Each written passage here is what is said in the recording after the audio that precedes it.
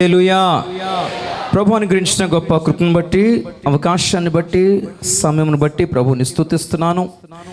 మరి ఒక్కసారి క్షేమంగా ఆరోగ్యంగా మీ అందరి మధ్యలో ఈ చక్కటి మహిమగల సహవాసములో నిలబడే, సహవాసాన్ని పంచుకునే కృపా భాగ్యమును ప్రభు అనుగ్రహించినందుకు ప్రభువుని మనసారా స్తుతిస్తూ మహిమపరుస్తూ ఉన్నాను. నన్ను ప్రేమతో ఆహ్వానించిన దైవజనరాలు మేరీ అక్క గారిని బట్టి ప్రభుని స్తుతిస్తూ వారికి నా హృదయపూర్వక వందనాలు తెలియజేసుకుంటున్నాను. అలాగే సేవలో ఉన్న దైవజనులు, అలాగే ప్రభు బిడ్డలు, సంఘము సేవకులందరికీ కూడా, అక్కలకి, అమ్మలకి, నాన్నలకు, చెల్లెలకు, తమ్ముళ్లకు, కుమారులకు, కుమార్తెలకు అందరికీ ప్రభు అయిన యేసుక్రీస్తు పరిశుద్ధ నామములో నా హృదయపూర్వక శుభాలు తెలియజేసుకుంటున్నాను. దేవునికి స్తోత్రం. హల్లెలూయా. మళ్ళీ ఇలాగ వస్తాను అనుకోలేదు కదా, నేను అనుకున్నాను. Praise the lord. హల్లెలూయా. నిజంగా జూన్ నెలలోనే మీ అందరి మధ్యకు రావాలి. రిజర్వేషన్స్లు కూడా చేసుకున్నాను. ఎంతో ఆశతో ప్రార్థన పూర్వకంగా కనిపెడుతున్న సమయం. అనుకోకుండా నాలో మరి ఎలాగనాలో తెలియదు కానీ అనుకోకుండానే అనారోగ్యం పాలయ్యాను. భయంకరమైన అనారోగ్య పరిస్థితిలో విశాఖపట్నం మెడికల్లో చేరటం జరిగింది. అనుకోకుండా ఎవరు మరి ఫోటోలు తీసి పెట్టారో చాలా వైరల్ అయిపోయింది. వేసే సువార్త అంతగా వైరల్ అయ్యితే బాగుండేదేమో, ప్రజలకు రక్షణ అన్న వచ్చేది. పోనీ ఏదైతే అయింది, మొత్తం మీద మీ అందరి ప్రార్థన నిజంగా ఏదో మాట వరుసకు చెప్పడం కాదు, మెడిసిన్లో సెలైన్లో కాదు, కానీ అందరి ప్రార్థన దేవుని కృపను నా పట్ల విస్తరింపచేసింది. హల్లెలూయా, హల్లెలూయా. పొడిగించింది. నిజంగా నేను ఆశ్చర్యపోయాను, నమ్మాను కూడా. నిజంగా మీ అందరి ప్రార్థనలో ఎంత బలం ఉందా అనిపించింది. దేవుడు ఆయుష్లు పొడిగించేస్తాడు అన్నమాట ప్రార్థనతో అనుకున్నాను నేను. డాక్టర్ల రిపోర్టులు కూడా తారుమారు చేసేస్తాడా అనుకున్నాను. హల్లెలూయా. కనుక మీరు ధైర్యం కోల్పోవాల్సిన అవసరం లేదు. మీ ప్రార్థనలో శక్తి ఉంది, బలం ఉంది. అదొక పెద్ద సందేహం కూడా మీ మనసులో ఉండొచ్చు, దాన్ని క్లియర్ చేస్తాను. హల్లెలూయా. నేను ఎప్పుడైనా ఒక విషయాన్ని నమ్ముతానండి. గమనించండి, బైబిల్లో అనేక మంది భక్తులు, యోసేపు దగ్గర నుంచి మొదలు పెడితే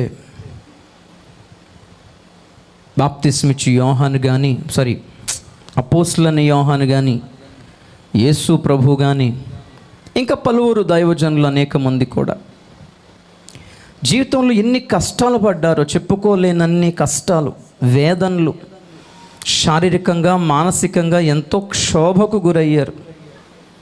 కొన్ని సందర్భాల్లో దేవుడే విడిచిపెట్టేసాడేమో అన్నంత సందేహం కూడా కలిగింది వాళ్ళకి. అయినా బతికి బయటపడ్డారు. ఎలాగంటారు? హల్లెలూయా. ఏమండి,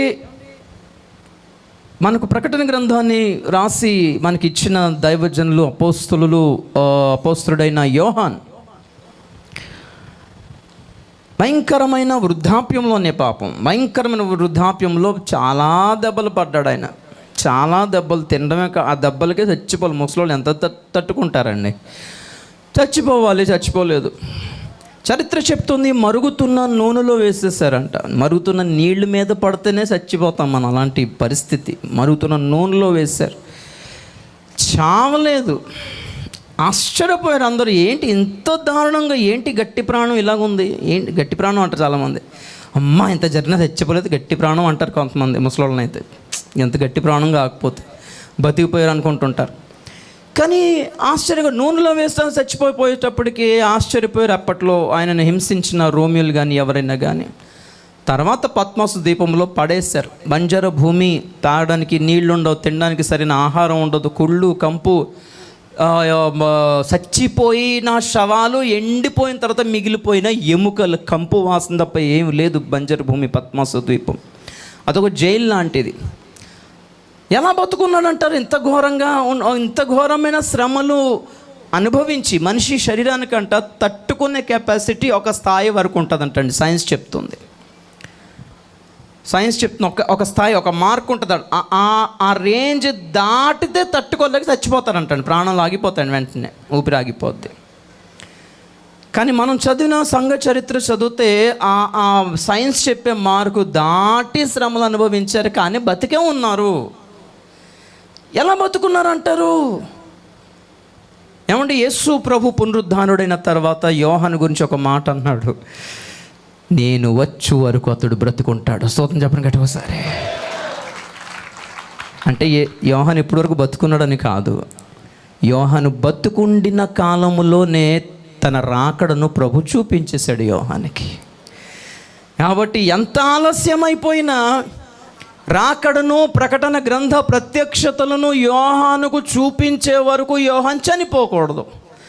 యేసు ప్రభు ఒక మాట ప్రవచనాత్మకంగా అతని జీవితంలో పలికేశాడు కాబట్టి ఎన్ని శ్రమలు వచ్చినా చావలా. ఎప్పుడైతే ఆ మాట ప్రవచనం నెరవేరిందో అప్పుడు చనిపోయాడు. స్తోత్రం చెప్పండి గట్టి ఒకసారి. అంటే బతికించింది ఏంటి? దేవుని మాట. హల్లెలూయా. ఇక యోసేపు విషయానికి వస్తే ఎన్ని బాధలు పడ్డాడో అన్నదమ్ముల దగ్గర, తమ్ముడు కాదులేండి అన్నల దగ్గర. వాళ్ళు పెట్టిన వాళ్ళు మానసికంగా ఎంత క్షోభ పెట్టి ఉండొచ్చో. చంపలేరు, ఎందుకంటే నాన్నకి లెక్క చెప్పాలి కాబట్టి. వాడే చచ్చిపోయేలాగా ఎన్ని మాటలు ఉండొచ్చో. ఈరోజు బైబిల్ కూడా చెప్తుంది, కత్తిపోటు వంటి మాటలు గలవారు ఉన్నారంటండి.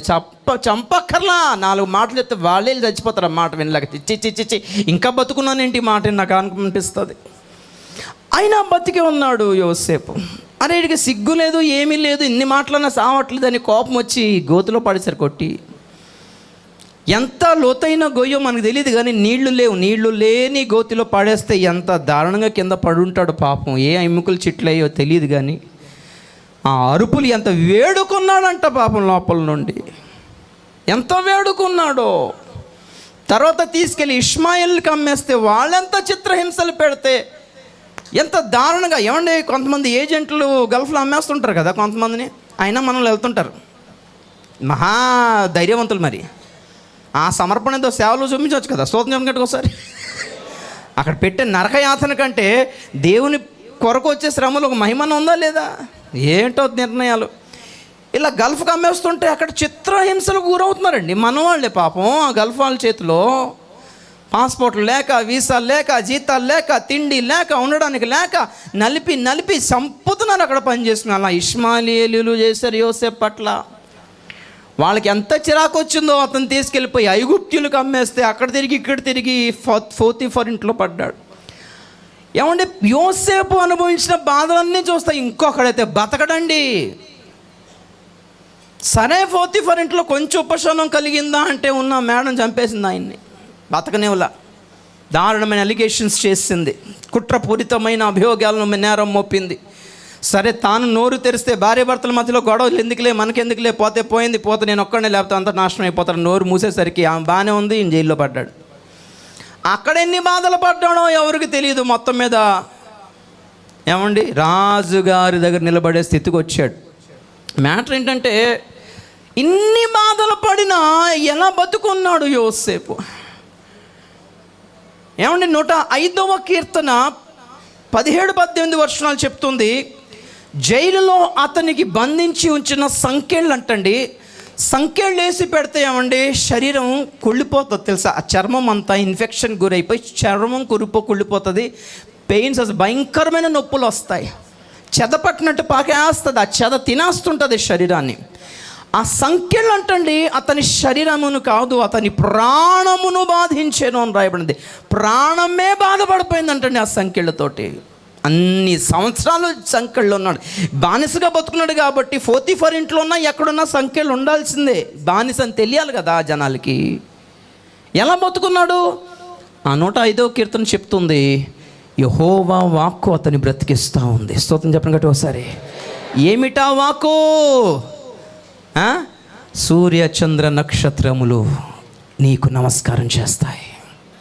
ఆ దర్శనం నెరవేరే వరకు నువ్వేలా చేస్తావు? హల్లెలూయా. యేసు ప్రభు అంతే. బెత్తాలతో కొట్టారు, కొడలతో కొట్టారు, గేళ్ళు చేశారు, హింసించారు, తల మీద ముళ్ళ కిరీట పెట్టి కర్రెచ్చుకొని కొట్టారు, చెంపదెబ్బ కొట్టారు, గెడ్డం పట్టుకొని లాగారు. అబ్బాబ్బా బాధ ఎంత బాధ అంటే యేసు ప్రభుకి ఎటువంటి న్యాయపరమైన శిక్ష విధించలేదండి. అన్యాయపు శిక్ష ఆయనకి విధించారు. ఎందుకంటే ఏ అభియోగాలు ఆయన మీద రుజువు కాలేదు కాబట్టి. లంచాలు ఇచ్చి ఆయన్ని చంపడానికి ప్రయత్నం చేసిన ప్రయత్నాల్లో బెత్తాలా, కొరడాలా, హింసన, ఏద లాస్ట్కి సిలువ వరకు కూడా. ఇంత చేసి ఎందుకు చచ్చిపోవటం లేదు అని అంటే, లేఖనం ఆయనను గూర్చి వ్రాయబడిన ప్రతి లేఖనము నెరవేరే వరకు ఆయన చనిపోడు. స్తోత్రం చెప్పండి ఒకసారి. ఏం బతికించి ఉంచింది? వాక్యం. యోసేపుని ఏం బతికించి ఉంచింది? వాక్యం. ఏమంటే ఒక విషయం చెప్పనా, యేసు ప్రభు మనిషి రొట్టె వలన కాదు దేవుని వాక్కు వలన మాత్రం బతుకుతాడు అని చెప్పిన మాటకి అర్థం ఇదే. అంటే రోజు బైబిల్ చదివిస్తే బతుకుతారని కాదండి. రోజు క్యాలెండర్లో ఉన్న వచనాలు చదివేసుకుంటే బతుకుతారని కాదు. రోజు ప్రసంగాలు వింటే బతుకుతారని కాదు. మీ వ్యక్తిగత జీవితం కొరకు దేవుని నుండి ఒక ప్రవచన వాక్యం సంపాదించండి. అది నెరవేరే వరకు చనిపోయే ఛాన్సే లేదు.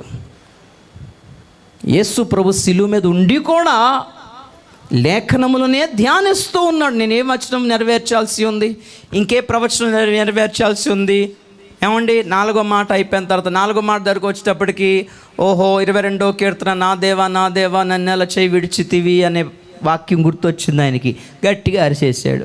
ఆ తర్వాత 4వ మాట అయిపోయిన తర్వాత 5వ మాటకు వచ్చిన తర్వాత చేదు చిరక పుచ్చుకోవాలి కదా, లేఖనం చెప్తుంది కదా, ఓకే నేను దప్పికొనుచున్నాను అన్నాడు.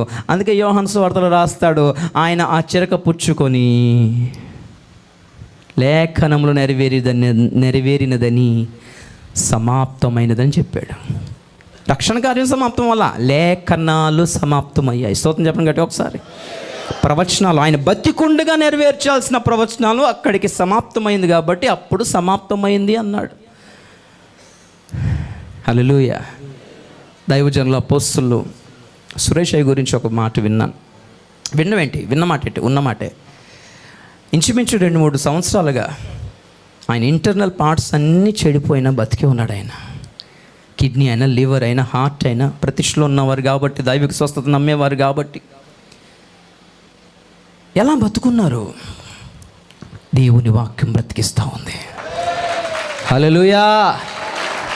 దైవజనుల విషయంలో ఎప్పుడైనా ఒకటి మాట గుర్తుపెట్టుకోండి, దేవుడు అనుకున్నది పూర్తయిన తర్వాతనే, దేవుడు సమాప్తమైంది అనుకుంటేనే తీసుకెళ్తాడు, లేకపోతే లేదు. హల్లెలూయా.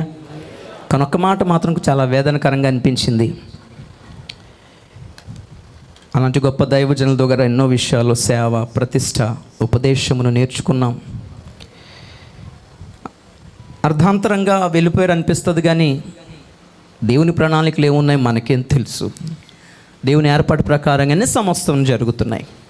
కానీ ఒకటి మాత్రం బాగా ఏడుస్తూ ఉంటాను, అప్పుడప్పుడు గుర్తొచ్చినప్పుడల్లా దేవుని సన్నిధిలో బాధపడతాను. ఏంటంటే, ప్రభువా, ఇంత గొప్ప అపోస్తలుల వంటి దైవజనులను నువ్వు ఎవరి మీద ఆధారపడి తీసుకెళ్తున్నావు?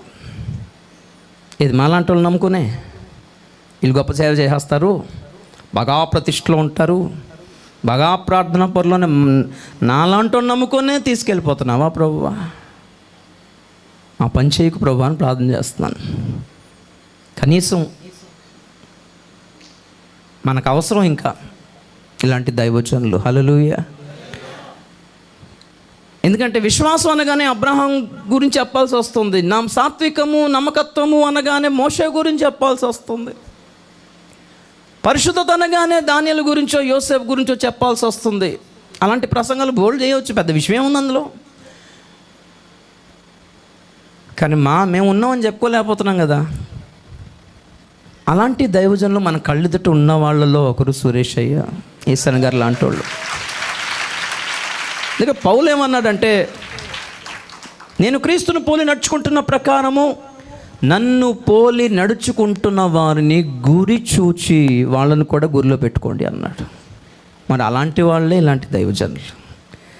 పరిశుద్ధత అనగానే యోసేపు, లేకపోతే విశ్వాసం అనగానే అబ్రహాం కాకుండా కొందరు దైవజనులు మన కళ్ళు దుట్టు ఉంటేనే కదా ఎస్ ఉండొచ్చు అనిపిస్తుంది. కరెక్టే, ఉండొచ్చులాగా సహించవచ్చు అన్నమాట, పరిశుద్ధంగా ఉండొచ్చు అన్నమాట, విశ్వాస వీరులుగా ముందుకు సాగొచ్చు అన్నమాట. ధైర్యం వస్తుంది, వీళ్ళు ఉంటేనే కదా మన కళ్ళు దుట్టు ధైర్యం వస్తుంది. ప్రభువా, వీళ్ళని తీసుకెళ్ళిపోతే మేము ఎలా బతకాలి? ఎవరిని చూసి ధైర్యం తెచ్చుకోవాలి?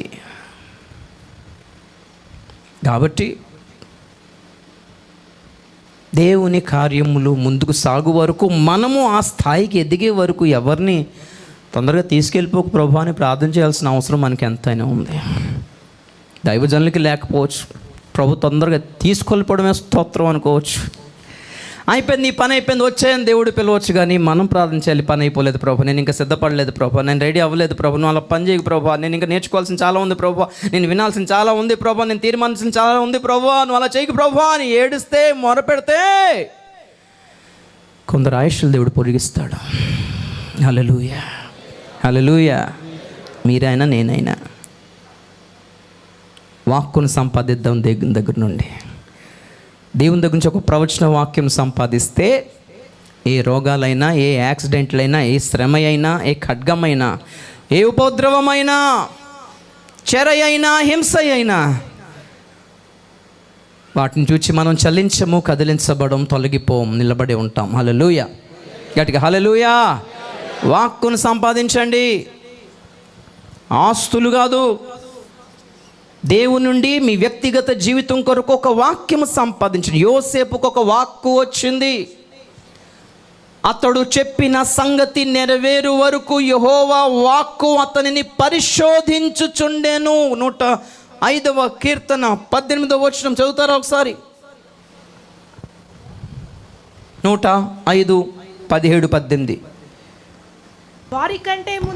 వారికంటే ముందుగా ఆయన ఒకరిని పంపెను. యోసేపు దాసుడుగా అమ్మబడెను. వారు సంకెళ్ళ చేత అతని కాళ్ళు నొప్పించిరి, ఇనుము అతని ప్రాణమును బాధించెను.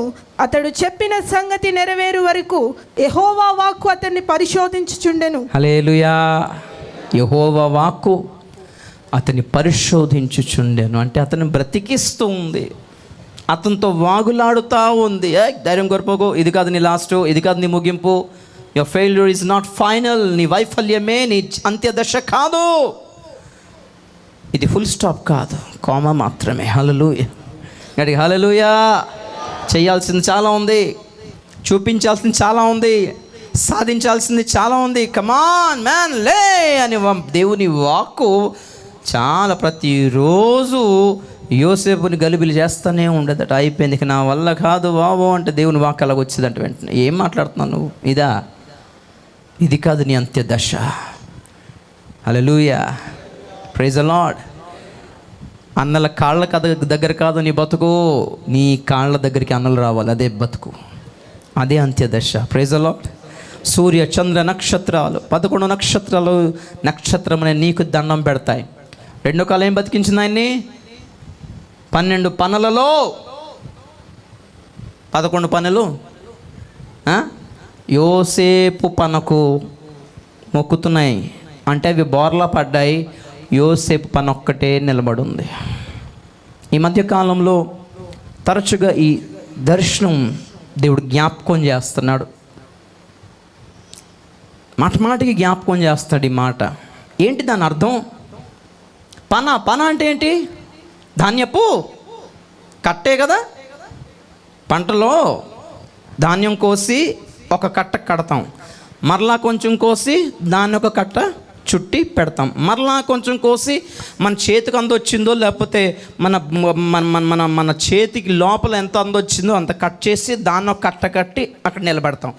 అలాగా మొత్తం ముగిసే సమయానికి ఒక 15-20 కట్టలు ఉంటాయి పొలంలో, ఒక ఎకరం పొలంలో కట్ చేసినప్పుడు, కొడవలు తీసుకొచ్చి మనం కట్ చేసినప్పుడు, పంట కోసినప్పుడు. అలాగా 12 పనులు కట్ చేస్తున్నాయి, అన్నీ నిలబడి ఉన్నాయి. ఏమైందో ఏమో, యోసేపు పన్న మధ్యలో ఉంది. అన్నీ మిగిలిన 11 పనులు యోసేపు పన్న దగ్గర బోర్లా పడి ఆయనకి దండం పెడుతున్నట్టు ఉన్నాయో, లేకపోతే బోర్లా పడ్డాయో, యోసేపు పన్న ఒక్కటే నిలబడి ఉందంట. స్తోత్రం చెప్పండి ఒకసారి.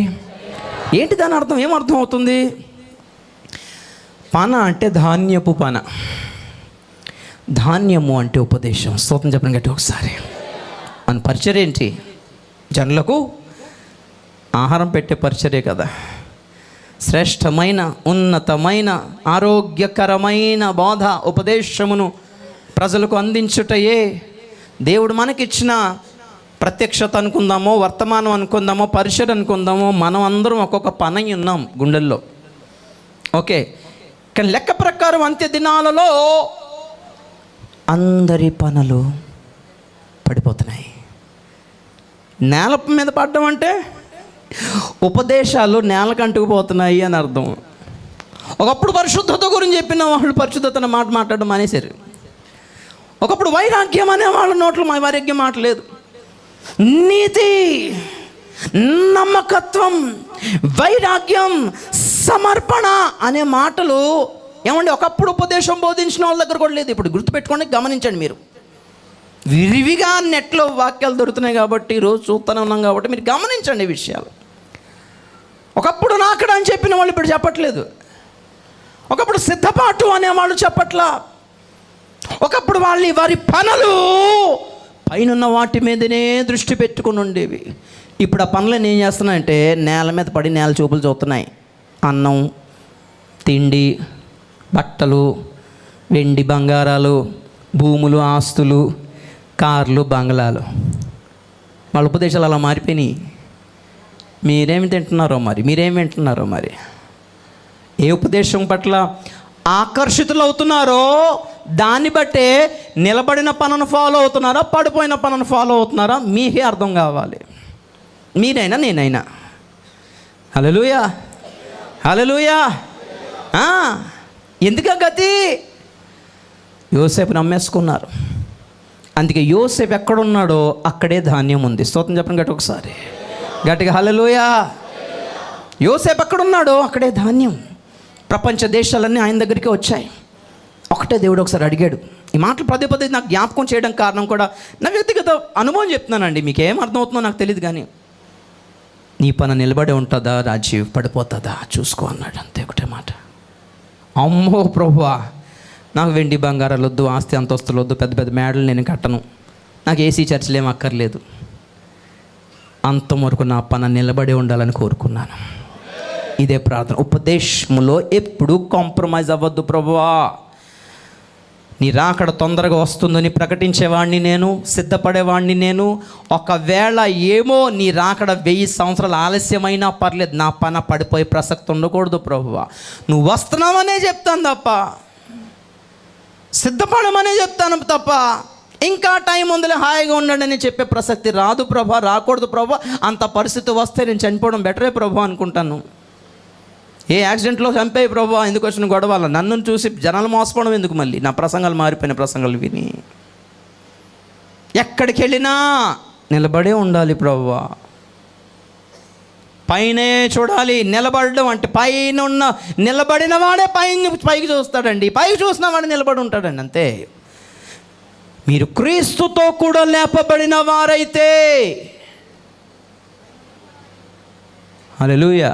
నేను ఎప్పుడు ఒకటే మాట చెప్తా, పాత నిబంధనకి కొత్త నిబంధనకి తేడా ఏంటి? పాత నిబంధన ఆశీర్వాదాలకి కొత్త నిబంధన ఆశీర్వాదాలకి తేడా ఏంటి? పాత నిబంధన ఆశీర్వాదాలన్నీ భూ సంబంధమైనవే. నీ భూఫలము దీవించబడును, నీ పొలము దీవించబడును, నీ పంట దీవించబడును, నీ గర్భఫలం దీవించబడును, నీ పశుఫలం దీవించబడును. నువ్వు ఇంట్లో దీవించబడతావు, నీ పట్టణంలో దీవించబడతావు, నీ పిండు పిసుకు తొట్టి దీవించబడుతుంది అన్నాడు. కానీ ఎక్కడ పాత నిబంధనలో యెహోవా దేవుడు ఇశ్రాయేలుకి, యూదులకి, ఎవరికి, తమ భక్తులకు ఎవరికి కూడా పరలోకం ఇస్తానని మాత్రం చెప్పలేదు. మహా అయితే శ్రేష్టమైన పాలు తేనెలు ప్రవహించు కనాను దేశము నీదగును అన్నాడంతే. ఎక్కడైనా పరలోకం ఇస్తానన్నట్టుగా చెప్పి ఉంటే చూపించండి. నాకైతే లేదు కాబట్టి అడుగుతున్నాను, ఛాలెంజ్ చేయట్లేదు. నేను నా అధ్యయనంలో నాకు దొరకలేదు, నేను విన్న దాంట్లో కూడా నాకు దొరకలేదు. అది పాత నిబంధన. ఒకవేళ ఏదైనా ఉంటే మీరు చూపించవచ్చు, దాని గురించి ధ్యానం చేయవచ్చు మనం. కానీ కొత్త నిబంధనకు వచ్చేటప్పటికి ప్రారంభ సువార్త ఇదే. బాప్తిస్మిచ్చి యోహానే కానీ, యేసు ప్రభువే కానీ, శిష్యులే కానీ, పెంతెకోస్తు దినమునకు పూర్వము వారు వరకు కూడా, కొత్త నిబంధన ప్రారంభం నుండి చివరి వరకు కూడా వాళ్ళు ప్రకటించింది ఒకటే, పరలోక రాజ్యము సమీపించినది గనక మారు మనస్సు పొందండి. మారు మనసు పొందడానికి గల ఏకైక లక్ష్యము పరలోకమే. పరలోకం కొరకే నువ్వు మారు మనసు పొందాలి. పరలోకపు ఆశలు నీకు ఉన్నాయి అంటే నిజంగా నీకు మారు మనసు ఉంది అని అర్థం. నిజంగా నీకు మారు మనసు ఉంటే నీ మనసు పరలోకం మీదనే ఉంటుంది అని అర్థం. అందుకే ఆ మాట చెప్పా, మీరు క్రీస్తుతో కూడా నిజముగా క్రీస్తుతో కూడా లేపబడిన వారైతే పైనున్న వాటి మీదనే మనస్సు పెట్టుడి. హల్లెలూయా, హల్లెలూయా. ఉపదేశం పైనున్న వాటి మీద దృష్టి పెట్టుకున్న వాడి పన నిలబడి ఉంది. వాళ్ళ ఉపదేశము అప్రైట్. ఎంత మంచి మాట తెలుసా? యోసేపు పన నిలుచుండెను. ఇంగ్లీష్లో యోసేపు పన ఇట్ స్టూడ్ అప్రైట్ అని ఉంది. అప్రైట్, అప్ అంటే పైకి, రైట్ అంటే కరెక్ట్. అలా విడదే వద్దు కానీ చెప్తున్నా, మన వాడుక భాష ప్రకారం నిట్టారుగా నిలబడిందంట, పైకి చూస్తూ. నీవే నా గురి ప్రభువా, నిన్ను చేరుటయే నా లక్ష్యం ప్రభువా, నీలా ఉండడమే, నీలా మారిపోవడమే నా లక్ష్యం ప్రభువా. Praise the lord. అలాగే చర్చి బిల్డింగ్లు ఏముందన్నా, బిల్డింగ్లే కదా, స్థలం కొనడం, బిల్డింగ్లు కట్టాడు. చర్చిలు బిల్డింగ్లు ఎవడైనా కట్టేస్తాడు. సంఘం కట్టేవాడే సేవకుడండి. 24 గంటలు స్థలాలు భూముల కోసం పరిగెత్తొద్దు, సంఘాలు కడదాం. సూత్రం చెప్పండి గట్టిగా ఒకసారి, గట్టిగా హల్లెలూయా, హల్లెలూయా. మన సేవ సామర్థ్యానికి తగిన ఏర్పాట్లు దేవుడు చేస్తాడు. అది మన టెన్షన్ కాదు, అది మన టెన్షన్ అంతా సంఘమే. Praise the lord. సంఘ పరిపూర్ణత, దృష్టంతా పైకి. ఇది ఏమండి, ఇదే లక్ష్యం అండి. 24 గంటలు చెప్పిందే 100 సార్లు చెప్తున్నాడు, బుర్ర తింటున్నాడు. మీరు అనుకోకపోతే 2-3 వర్షాలు అవే మీకు చూపించేసి ముగిచ్చేస్తాను. ఎందుకంటే శ్రేష్టమైన దివ్యమైన మహిమగల కార్యంలోకి మనం ఇంక వెళ్ళాలి. ప్రభు సన్నిధిలో ఏమండి బాలలో పాలు పంచుకోవాలి కాబట్టి, మనల్ని మనం సిద్ధపరచుకోవాలి కాబట్టి, ఖచ్చితంగా హృదయాలన్నీ పైకి తిప్పుకుందాం. Praise the lord. ఇప్పుడు మామూలు ఫ్యాన్లు ఉన్నాయి అనుకోండి, మెడక తిప్పి ఇలా పైకి లేపితే అలా చూస్తుంటాయి. మన మెడలకి ఏం చెప్తే పైకి చూస్తారో అర్థం కావట్లేదు. ఇలా తిప్పితే ఎంత చెవి మెలేస్తే పైకి చూస్తామంటారు. కాబట్టి ఉపదేశాల పట్ల కొంచెం జాగ్రత్త వహించుదాం. అపోస్తుల పరిచర్య అని బోర్డు పెట్టిన ప్రతిదీ అపోస్తులత్వం కాదు. హల్లెలూయా. మినిస్ట్రీలో అపోస్టలిక్ అని పెట్టినది ప్రతిదీ కూడా అపోస్తుల పరిచర్య కాదండి. తెల్లబట్టిన బట్టలు వేసిన ప్రతిదీ అపోస్తులత్వం కాదు. ప్రైజ్ ది లార్డ్, హల్లెలూయా. గుర్తుపెట్టుకుందాం, అపోస్తుల ఉపదేశము చాలా యూనిక్, ప్రత్యేకమైనది. గుర్తుపట్టండి, ఎంత ప్రత్యేకమైనదంటే పరిశుద్ధులకు ఒక్కసారే అనుగ్రహించబడిన ఆ శ్రేష్టమైన ఉపదేశమును కాపాడడానికి ఏం చేయమన్నాడు? పోరాడమన్నాడు. యూదాపత్రిక 3వ వచనం.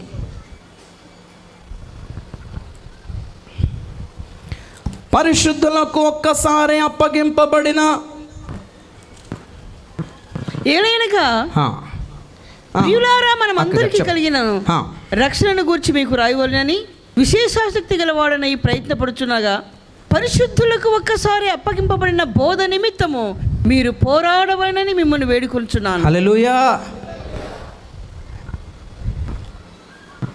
రాజ్యం కొరకు పోరాడమన్నాడంటే ఓకే, అర్థమైపోతుంది. రాజ్యాన్ని కాపాడుకోవాలి, శత్రువులు ఉన్నారు కనుక. సంఘం కొరకు పోరాడమన్నాడంటే ఓకే, అర్థం చేసుకోవచ్చు. గలిబిలి చేసే దుష్ట మృగాలు, తోడేళ్ళు తిరుగుతున్నాయి గనక. బోధ కోసం పోరాడమండం ఏంటి? అక్కడే వచ్చింది పాయింట్. అన్ని బోధలు అపోస్తుల ఉపదేశము కాదు. ఇప్పుడు నేనే కాంప్రమైజ్ అయిపోయి మీకు ప్రసంగం చేశాను అనుకోండి, తెల్లబట్టలు ఇలాగే మిగిలితే కానీ బోధ మారిపోయి ఉంటుంది. మీరు గుర్తుపట్టగలరా? పట్టలేరు. రాజీవన్న కాబట్టి బాగా చెప్తున్నాడు అనుకుంటారు. ఏం పెద్ద ఒరిగిందే ఉంది. గమనించండి ఒకసారి. సౌలులో నుండి దేవుని ఆత్మ వెళ్ళిపోయింది, అదే సౌలులోకి దురాత్మ వచ్చింది. సౌలులో పరిశుద్ధాత్మ వచ్చినప్పుడు కూడా ప్రవచనం చెప్పాడు, సౌలులో దెయ్యం ఆత్మ వచ్చినప్పుడు కూడా ప్రవచనం చెప్పాడు. ఈయన గారు ఏ ఆత్మ పొంది ప్రవచనం చెప్తున్నాడో జనాలకి తెలియదు. అప్పుడు ప్రవచనం చెప్పాడు, అప్పుడు క్రొత్త మనసు వచ్చింది అని బైబిల్ చెప్తుంది. ఎంత గొప్ప విషయం! ఎక్కడ కూర్చొని పరిశుద్ధాత్మ పొందుకొని ఏం ప్రవచనం చెప్పాడో మనకు తెలియదు, కానీ సౌలు గారు ఆరాధన చేస్తూ చేస్తూ చేస్తూ ప్రవక్తల సమూహంలోకి వెళ్ళిపోయాడంట. నిజమైన పరిశుద్ధాత్మ పొందితే పరిశుద్ధుల్లోకి వెళ్ళిపోతావు. స్తోత్రం చెప్పండి గట్టిగా ఒకసారి. ప్రతిష్టలో ఉన్న వాళ్ళ మధ్యలోకి వెళ్ళిపోతావు. నిజంగా పరిశుద్ధాత్మ నీలోకి వస్తే నిన్ను నడిపించే మార్గమే అది. అప్పుడు ప్రవక్తల మధ్యలో ఉంటూ కూడా ప్రవచనము చెప్పాడు కాబట్టి జనులు మా నోట ఒక సామెత పుట్టిందంట ఆ కాలంలో. ఏంటి? సౌలు ప్రవక్తలలో ఉన్నాడా అనే సామెత. సౌలు ప్రవక్తలలో ఉన్నాడా? లేదు, రాజులలో ఉన్నాడు. ఇశ్రాయేలుకు మొట్టమొదటి రాజు సౌలు. రాజుల లెక్క వేరు, యాజకుల లెక్క వేరు, ప్రవక్తల లెక్క వేరు. రాజుల మీద నూనె పోసి అభిషేకించేవారు, యాజకుల మీద నూనె పోసి అభిషేకించేవారు, ప్రవక్తల మీద కూడా నూనె పోసి అభిషేకించేవారు. ఈ 3 పనుల కొరకు ప్రత్యేకమైన అనాయింటింగ్ అవసరం కాబట్టి నూనె వేసేవారు. అదే పరిశుద్ధాత్మకి గుర్తు. వాళ్ళ మీదకి పరిశుద్ధాత్మ వచ్చేవాడు. కానీ రాజుగా ఉన్న సౌలు మరి అది ఏం అభిషేకం పొందేసుకున్నాడో కానీ ప్రవక్తల మధ్యలోకి వెళ్ళిపోయి ప్రవచనం చెప్పేసరికి ఒక సామెత పుట్టింది. సౌలు రాజా ప్రవక్త, ప్రవక్తనా లేక రాజునా అనే, మొత్తం రాజు అయినా ప్రవక్తే కావచ్చు, లేకపోతే ప్రవక్తే రాజు అయిపోయాడేమో అనే ఒక నానుడి ప్రతి ఒక్క నోట ఉంటుండేది. ఒక ఘనత అది. రాజు అయ్యి ఉండి కూడా ప్రవక్త అయ్యి ఉన్నాడు. హల్లెలూయా, హల్లెలూయా. అలాంటి గొప్ప పేరు సంపాదించాడు సౌలు. కానీ ఏమైందో ఏమో, ఎక్కడ తప్పిపోయాడో మీకు తెలుసు కనుక నేను చెప్పక్కర్లేదు. తప్పిపోయిన తర్వాత, అవిధేయత చూపించిన తర్వాత, అతని ఆశలు దేవుని పట్ల కాక సొంత ఆలోచనల పట్ల మళ్ళిన తర్వాత అతనిని పరిశుద్ధాత్మ విడిచిపెట్టేశాడు. ఎందుకు? నేను చెప్పింది చేయక నీ సొంత బుర్ర ఉపయోగిస్తే మరి నేనెందుకు ఇక్కడ బాయ్ అని వెళ్ళిపోయాడు పరిశుద్ధాత్మ. పరిశుద్ధాత్మకి చాలా సున్నితమైన మనసు అండి, చాలా సెన్సిటివ్, చాలా అలుగుతాడు. మన యేసయ్యకు ఉన్నంత సహనం పరిశుద్ధాత్మకు లేదు కాబట్టి ఒళ్ళు దగ్గర పెట్టుకొని జాగ్రత్తగా ఉండమని యేసయ్యే చెప్పాడు. మనుష్య కుమారునికి విరోధంగా పాపం చేసినా మనుష్య కుమారుడు క్షమిస్తాడేమో, తండ్రికి విరోధంగా పాపం చేసినా తండ్రి కొంచెం కోప్పడినా కుమారుడు పంపించాడు ఒప్పించాలని, నాతో సమాధాన పరిచయని కుమారుడు వచ్చి పరిచయం చేశాడు. ఇప్పుడు కుమారుడికి విరోధంగా పాపం చేస్తే పోన్లే నేను క్షమించేస్తా, మంచోడిని, సహనశీలుని కాబట్టి, శిలువ మోసాను కాబట్టి, ప్రేమమయుడిని కాబట్టి, కరుణామయుడిని కాబట్టి మిమ్మల్ని ఓకే పోన్లే బతిమాలతా, ఈరోజుకైనా రా బాబు, ఈరోజుకైనా రానాయా అని బతిమాలతా. ఆ బతిమాలే పరిచయం చేయడానికి పరిశుద్ధాత్మను పంపించాడు. ఇప్పుడు పరిశుద్ధాత్మ విరోధంగా పాపం చేస్తే ఈ యుగమందైనను రాబోయే యుగమందు కూడా క్షమాపణ లేదు. ఆయన ఏడిపించకుండా చూసుకోండి, ఆయన బాధ పెట్టకుండా చూసుకోండి, ఆయన ఆత్మను ఆర్పివేయకుడి, ఆయనను తిరస్కరించకుండా చూసుకోండి, ఆయన ఉపేక్షించకుండా చూసుకోండి. కృపకు మూలమగు ఆత్మను తిరస్కరిస్తే తప్పించుకుంటావా? జాగ్రత్త. ఆయన బాధ పెట్టకుండా చూసుకో, ఆయన ఏడిపించకుండా చూసుకో, ఆయన దుఃఖపరచకుండా చూసుకోండి. పది ఎందుకు చెప్పాడు యేసయ్య? నీకు ఇష్టమైనట్టు 4 ప్రవచనాలు చెప్పడానికి వాడుకోవడానికి పరిశుద్ధాత్మ ఉన్నది. నీకు ఇష్టమైనప్పుడు 2 స్వస్థతలు చేయడానికి పరిశుద్ధాత్మ ఉన్నది. పరిశుద్ధాత్మనంత బాధ పెట్టేస్తున్నారు. ఆయనకి గనక కోపం వస్తే లాభం లేదండి. సౌలు ఆ అవిధేయత చూపించాడు. అమాలేకీయుల్ని సర్వనాశనం చేసేయమంటే సర్వనాశనం చేయడమే కాకుండా వాళ్ళ వస్తువులను కూడా తగలబెట్టేమన్నాడు, కాల్ చేసేయమన్నాడు. ఈయనకు ఒక ఐడియా వచ్చింది. ఎవరు ఐడియా ఇచ్చారో మనకు తెలియదు కానీ, సార్ ఇంత మంచి ఏంటిది బలిష్టమైన పుష్టిగల ఎద్దులను నీవేలా చంపుదువు, దాన్ని ఇంకొక రకంగా వాడుకోవచ్చు కదా, దేవుడు కూడా కొంచెం ఇవ్వచ్చులే, హ్యాపీ అవుతాడు అని కాకుండా అగగును కూడా బతికే ఉంచాడండి. అమాలేకీయుల రాజును కూడా బతికించి, ప్రతిసారి చంపడం ఎందుకులే, కాంప్రమైజ్ అవ్వచ్చు, కొంచెం నెగోషియేషన్స్ చేసుకోవచ్చు అండి, కొంచెం చర్చలు చేసుకొని కొంచెం మాట్లాడుకొని సర్దుకునే కార్యక్రమాలు చేసుకోరే. నీ ఐడియానా దేవుడి ఐడియానా మనం ఫాలో అవ్వాల్సింది? అందుకే ఇప్పుడు ఒక మాట అంటాను, doing God's work in God's way, doing God's work in our own way. దేవుని పని దేవుని పద్ధతిలో చేయటం, దేవుని పని మన సొంత పద్ధతిలో చేయడం. ఈ 2 రకాలైన సేవలు జరుగుతున్నాయి. మనం ఏ పద్ధతిలో ఉన్నాం ఆలోచించుకోవాలి ఒకసారి. దేవుని సేవ చేయడం గొప్ప కాదు, దేవుని పద్ధతిలో చేస్తున్నామా మన సొంత స్టైల్లో, సొంత పద్ధతిలో, ఈజీ మెథడ్స్లో మనం చేస్తున్నాం, మనకు కన్వీనియంట్ పద్ధతిలో చేస్తున్నాం. అందుకే బలిపీఠమును నువ్వు కట్టినప్పుడు, రాళ్లతో నువ్వు బలిపీఠం చేసినప్పుడు దానిని చెక్కిన రాళ్లతో, మలచిన రాళ్లతో చేయకూడదు అన్నాడు. బలిపీఠాన్ని మనకు నచ్చిన ఆకారంలోనికి దాన్ని మలచకూడదు అని చెప్పాడు. దేవుని సన్నిధిని మనకు అనుకూలంగా మార్చుకోవద్దు అని అర్థం. దేవుని అసలు మనకు అనుకూలంగా మార్చుకోవడం మహాపాపం. దేవునికి అనుకూలంగా మనం మారిపోవాలి. కానీ స్తోత్రం చెప్పండి ఒకసారి, హల్లెలూయా. దేవునికి అనుకూలంగా మనం ప్రభు నీకు ఎట్లా అన్నంటే అక్కడే, అలాగే నీ చెప్పినట్టే ప్రభు. నోవహు అట్లు చేశాను, నోవహు అలా చేశాను, మోషే అలా చేశాను. దేవుడు చెప్పిందే తప్ప వీళ్ళు తిరిగి చెప్పలా దేవుడికి. అలా కాదు ప్రభు, ఇలాగైతే బాగుంటుందని చెప్పిన వాళ్ళు ఉన్నారు బైబిల్లో కదా. లోతు నంబర్ 1, నీవు ఆ కొండకు పారిపోవాలని అంటూ, అలా కాదు ప్రభు, ఇలాగైతే బాగుంటుంది. నేను కాపాడడానికి రావడమే ఎక్కువ అంటే మళ్ళీ నీ సలహా నేను పాటిస్తానా?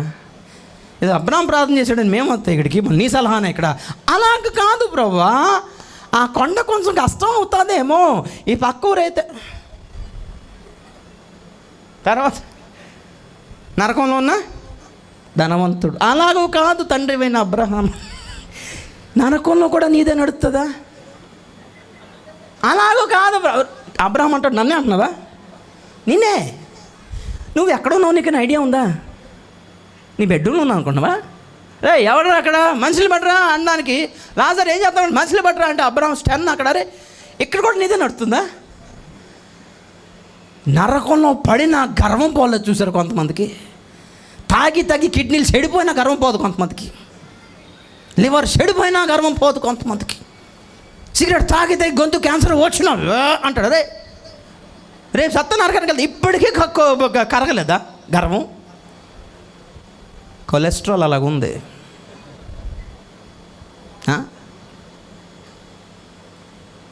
నిజం.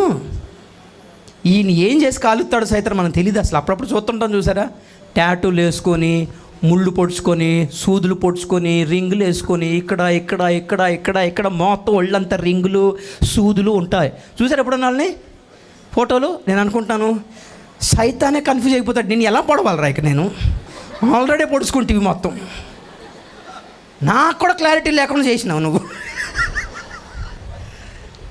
అలా ఉన్నారు కొంతమంది. నరకంలో పడినా కొంచెం ఫరకనే పడతా అనుకో, బోల్డ్ పడున్నాం ఇలాంటి.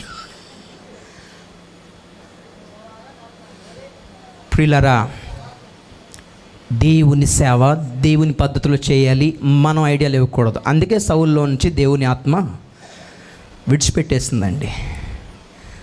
దైవజనునికి విలువివల, దేవుని ఆజ్ఞకి లోబడలా, దేవుడు చెప్పిన పని దేవుని పద్ధతిలో చేయాల. 1,00,000 ఉన్నాయి, అన్ని లిస్ట్ ఎందుకు, టాపిక్ మంది అది కాదు. స్తోత్రం చెప్పండి గట్టి ఒకసారి, హల్లెలూయా హల్లెలూయా. దేవుని ఆత్మ నీకో దండం, నీకో నమస్కారం, వెళ్ళిపోయాడు. సెల్ఫ్ రెస్పెక్ట్ ఉన్నవాడండి పరిశుద్ధాత్మ. మాట అయినపోతే ఎందుకుంటాడు? బతిమాలుకొని ఉంటాడా నిన్ను? సెల్ఫ్ రెస్పెక్ట్ ఉంది పరిశుద్ధాత్మకి. ఒకసారి చెప్పు చూస్తాడు, లేదా 2 సార్లు అంటాడు, లేదా మూడోసారి అంతే. అదే యోబు గ్రంథం అంటుంది, దేవుడు 1 సారో 2 సార్లు 3 సార్లు మాట్లాడతారు, ఆ తర్వాత లేదు, 3 times. ఆ తర్వాత ప్రభువా వీడిలో నేను ఉండలేనని చెప్పేసి పరిశుద్ధాత్మ వెళ్ళిపోయాడంట. ఎప్పుడు వెళ్ళిపోయాడో, ఎప్పుడు దయ్యం వచ్చేసిందో ఈయన గారికి తెలియదు. అర్థమవుతుందండి? పరిశుద్ధాత్మ వెళ్ళిపోతాడేమో కానీ వెళుతూ వెళుతూ ఆయన ఇచ్చిన వరాలు తీసుకెళ్ళడు. ఏం తీసుకెళ్ళడు? ఎందుకంటే వరాలను ఏమంటాం ఇంగ్లీష్లో? గిఫ్ట్స్ అంటాం. ఏమంటాం? ఇప్పుడు పుట్టినరోజుకి గిఫ్ట్ తెచ్చానండి, రేపు మీకు నా గొడవ ఏంది, నా గిఫ్ట్ నాకు ఇచ్చే అంటాం ఏంటి? మనమే అన్నాం పో అనుకున్నా. పెళ్ళి అయింది, గిఫ్ట్ తీసుకొచ్చాము, బిందో చెంబో మా నీకు నా గొడవ అయింది, నా బిందు నాకు ఇచ్చే అంటాం ఏంటి? మనమే అన్నాం. మనకంటే చీపా పరిశుద్ధాత్మ? కాదు కదా. అలాగ దేవుడు కూడా ఇచ్చిన వరాన్ని వెనక్కి తీసుకోవడం. పరిశుద్ధాత్మ వచ్చినప్పుడు వరాలతో వాడుకుంటాడు, పరిశుద్ధాత్మ వెళ్ళేటప్పుడు అయితే తీసుకెళ్ళడు. అప్పుడు ఏం జరుగుతుందో తెలుసా? ఆ వరాల్ని దెయ్యం వచ్చి వాడుకుంటుంది. గుర్తుపెట్టారే సరే? ఇప్పుడు ఏం జరిగిందంటే దెయ్యం వచ్చిన తర్వాత కూడా సౌలు ప్రవచనం చెప్పాడు. ఏం చెప్పాడు? కానీ పరిశుద్ధాత్మక దేవునికి స్తోత్రం కలిగిన కాక మనకి రాసి పెట్టాడు, అతడు వెర్రి పలుకుచుండెను. చెప్పండి, ఏం పలుకుచుంటాడు? మీరు ఇప్పుడు అవసరం అనుకుంటారు, మీరేమనుకుంటారు? కానీ ఏం పలుకుతున్నాడు? అది వాళ్ళ మైండ్లో ఏమొచ్చిందో వెర్రి మాటలు, పిచ్చి మాటలు. Wow, this is the voice of God అనుకుంటారు మీరు. ఇది దేవుని స్వరమే కానీ మానవ స్వరము కాదు. ఎవరు? హేరోదు మాట్లాడుతుండగా జనులు ఏమనుకున్నారు? ఇది దేవుని స్వరమే కానీ మానవ స్వరము కాదు అనేసరికి పరిశుద్ధాత్మకు సెల్ఫ్ రెస్పెక్ట్ ఉందండి. ఆ దెయ్యానికి దేవుడని పేరు పెడతావా నువ్వు? అంతే, పురుగులు మొత్తగా పురుగులు అంటాయి నరకను. ఇక్కడికి రాని ప్రభు, ఇక్కడ తింటాంలే అంటే, లేదు మీరే అక్కడికి వెళ్ళి తినండి అన్నాడు. అంతే. హేరోదు ఎక్కడున్నట్టు తెలుసా? అపోస్తల కార్యములు 12వ అధ్యాయము, ఐ థింక్ ఫ్రమ్ 22. అపోస్తల కార్యములు 12వ అధ్యాయం 22వ వచనం నుండి. జనులు, ఇది కొంచెం పైన చదవండి మ్యాటర్ అర్థమయ్యేలాగా. ఒకానొక దినమున ఇది ఉంటుంది, నియమింపబడిన దినమందు హేరోదు రాజవస్త్రములు ధరించి న్యాయపీఠం మీద కూర్చుండి వారి ఎదుట ఉపన్యాసము చేయగా జనులు ఇది దైవస్వరమే కాని మానవ స్వరము కాదని కేకలు వేసిరి. అతడు దేవుని మహిమపరచనందున వెంటనే ప్రభువు దూత అతని మొత్తెను గనుక పురుగులు పడి ప్రాణము విడిచెను. బాబోయ్, స్టేజ్ మీద ఎంత మంచి పర్ఫార్మెన్స్ అనుకుంటున్నారు, పురుగులు తినేస్తున్నాయి జనాలు అనుకుంటున్నారు. ఇది కూడా ఈరోజు ఐటెంలో భాగం అనుకుంటున్నారు. పబ్లిక్గా పురుగులు పడి తినేస్తున్న, పబ్లిక్గా స్టేజ్ మీద హేరోదుని పురుగులు తినేస్తుంటే జనాలు చూస్తూనే ఉన్నారంట. జనులకు ఇంపైన గొప్పగా అనిపించే ప్రతి ప్రసంగం దైవికమైనది కాదు. చప్పట్లు కొట్టే ప్రతీది కూడా దైవికమైంది కాదు. ఓ అని అరిసేసింది ప్రతీది దైవికమైంది కాదు. వివేచన లేక ఈ కర్మంతా ప్రతి దానికి కొట్టుకెళ్ళిపోవడం బాగా అలవాటు అయిపోయింది. పరిశుద్ధాత్ముడు ఎంత ఏడుస్తున్నాడు. దైవజనులు అపోస్తలులు స్థాపించిన పునాది చెదిరిపోతుంటే, కదులుతూ ఉంటే ఎంత వేదనో తెలుసా? ఎన్ని ఉపవాసాలుండి, ఎన్ని మోకాళ్ళు అరగ తీసుకొని, ఎంత కడుపు మార్చుకొని, ఎంత కిడ్నీలు, లివర్లు, గుండెలు పాడు చేసుకొని నలిగి స్థాపించిన, ఉపదేశంతో స్థాపించిన సంఘాలు ఇలా గాలికి అటు ఇటు అయిపోతుంటే ఎంత వేదనది. జాగ్రత్త, ప్రతి ఉపదేశమునకు ఇటు అట్టు కొట్టుకొని పోకండి. లక్ష్యం ఇది కాదు, లక్ష్యము పరలోకం. స్తోత్రం చెప్పండి గట్టి ఒకసారి గట్టిగా హల్లెలూయా. నిన్ను ప్రభు కొరకు, ప్రభు రాకడ కొరకు, నీతిలో, పరిశుద్ధతలో, రక్షణలో స్థిరపరిచేది ఏదైనా తండ్రి, కుమారుడు, పరిశుద్ధాత్మ, ఈ ముగ్గురికి కూడా ఎవరిని హెచ్చు తగ్గులు కలుగ చేయక సమానముగా గౌరవించదగిన ఏ ఉపదేశమైనా సరే శ్రేష్టమైనదే. గుర్తుపెట్టుకోండి. తెలియదు, బైబిల్లోంచి తీసి చెప్పింది ప్రతిదీ కరెక్ట్ కాదు ప్రియులారా. ఏ ఆత్మ ద్వారా నడిపింపబడుతుంది చాలా ఇంపార్టెంట్. ఎలా గుర్తుపట్టాలి ఎలాంటి వాళ్ళని? వరముల ద్వారానా? ఫలముల ద్వారా. ఎలా ఉన్నాడు అబద్ధ ప్రవక్తని ఎలా గుర్తుపట్టమన్నాడు? మత్తయి 7:15, మత్తయి సువార్త 7వ అధ్యాయం 15వ వచనం. కాబట్టి అబద్ధ ప్రవక్తలను గురించి జాగ్రత్త పడుడి. వారు గొర్రె చర్మములు వేసుకొని మీ వద్దకు వత్తురు, కానీ లోపల వారు క్రూరమైన తోడేళ్ళు. వారి ఫలముల వలన మీరు వారిని తెలుసుకొందురు. అబ్బే, వారి వరముల వలనే మనం తెలుసుకున్నాం. ప్రవచనం చెప్పాడు కాబట్టి గొప్ప దైవజనుడు అనుకుంటున్నాం మనం. స్వస్థత చేశాడు కాబట్టి గొప్ప దైవజనుడువా? గొప్ప దైవజనుడా? దర్శనం కరెక్ట్గా చూశాడు కాబట్టి గొప్ప దైవజనుడా? నీ మనసులో మాట చెప్పేశాడు కాబట్టి దైవజనుడు అనుకుంటున్నావా? ఆయన చెప్పిన ప్రవచనం నెరవేరిపోయింది కాబట్టి దైవజనుడు అనుకుంటున్నావా? అమ్మో, ఇది ఎంత దేవుని ఆత్మ కాకపోతే ఇంకేది, బాబు చాలా పవర్ఫుల్ అండి, అది చాలా అయ్యో, వరముల వలన కాదు, ఫలముల వలన. వాళ్ళ క్యారెక్టర్ వలన. స్తోత్రం చెప్పండి గట్టిగా ఒకసారి. క్యారెక్టర్. వరాలు దే ఆర్ ఓన్లీ వర్క్స్, కార్యాలు చేస్తాయి. ఫలాలు క్యారెక్టర్లో ఉంటుంది. స్తోత్రం చెప్పండి గట్టిగా ఒకసారి. చెప్పింది అర్థమైందా? వరములు ఎక్కడ కనపడతాయి? క్రియలలో కనపడతాయి. ఫలాలు ఎక్కడ కనపడతాయి? క్యారెక్టర్లో కనపడుతుంది. Not ability brother, but character. సామర్థ్యము కాదు. ఏమనాలి క్యారెక్టర్ నాన్న? స్వభావం అందామా? నేచర్ అవుతుంది స్వభావం. ప్రవర్తన అందామా? బిహేవియర్ అవుతుంది. క్యారెక్టర్ని ఏమంటారు? హల్లెలూయా. అందరూ అమెరికా వాళ్ళు అనుకుంటే ఇక్కడ తెలుగు తెలీదు. నేనా అంటే 6 నెలలకు ఒకసారి ఆంధ్రాలో వస్తాను, తెలుగు మాట్లాడు. అక్కడంతా ఒరియా కాబట్టి కొంచెం నాకు కన్ఫ్యూజన్. వెంటనే పదాలు అందవు నా నోటికి. వ్యక్తిత్వం ఈజ్ పర్సనాలిటీ. నాకే చెప్పండి, ట్రాన్స్లేషన్ చేస్తా. హల్లెలూయా. మొత్తం క్యారెక్టర్ అర్థమైంది కదా? హల్లెలూయా.